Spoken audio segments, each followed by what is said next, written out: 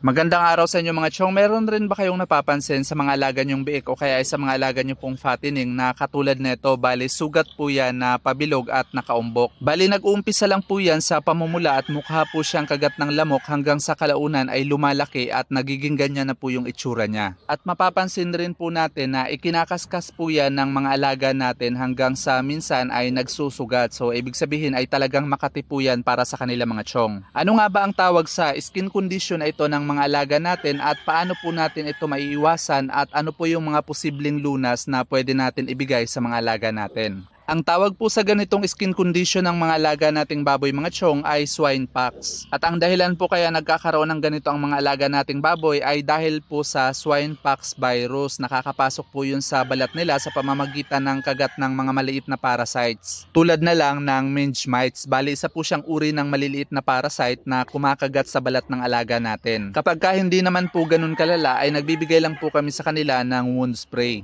Dito po sa mga alaga naming biik ay mag-isa lang po siya na nagkaroon ng swine pox. Isa rin po sa nagiging sanhi kaya na-infect ng swine pox virus ang alaga natin ay dahil po sa kagat ng lamok. At secondary kapag kinakagat rin po sila ng mga langaw. Kaya mapapansin po natin na common po ang ganitong skin condition sa mga alaga natin sa tuwing nag-uumpisa po ang tag-ulan at kapag season po ng Indian mango dahil sa mga ganitong panahon ay masyado pong maraming lamok at langaw. Kusa pong gumagaling ang swine pox. Ang problema lang po kapag sobrang dami po nito sa balat ng alaga natin at naikaskas niya po ito ng todo sa mga dingding ng kulungan natin dahil sa matinding pangangati ay maaari po siyang magkaroon ng malalang sugat sa balat na kung saan pwede rin po itong pagsimulan ng iba pang malalang infeksyon. Kaya naman kapag malala po yung swine pox ng mga alaga namin ay ginagamot po namin ito sa pamamagitan ng pagtuturok ng ivermectin. Maliban sa ivermectin, kapag wala po tayong kakayahan na magturok nito sa mga alaga natin, ay pwede rin po tayong gumamit ng dahon ng Madre de Cacao.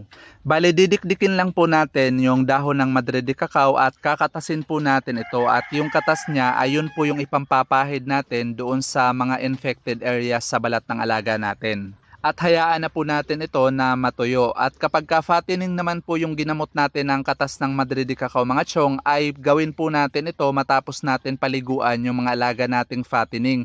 Saka po natin ipahid yung katas ng Madre de Cacao doon sa mga infected area at hayaan na po natin ito, wag na po nating babanlawan. Para maiwasan po natin ito ay ugaliin po natin na mag-disinfect ng kulungan ng mga alaga natin. At kung meron naman po tayong budget at may kakayahan po tayo na bumili ng mosquito net para ikabit sa kulungan ng mga alaga natin, ay makakatulong rin po ito mga chong. At kung nagustuhan nyo po ang mga ganitong simpleng videos po mga chong, ay pakifollow na lang po ng Facebook profile natin para lagi po kayong updated at pakishare na rin po ng mga videos natin. That's all for today's video mga chong. Thank you for watching and happy farming!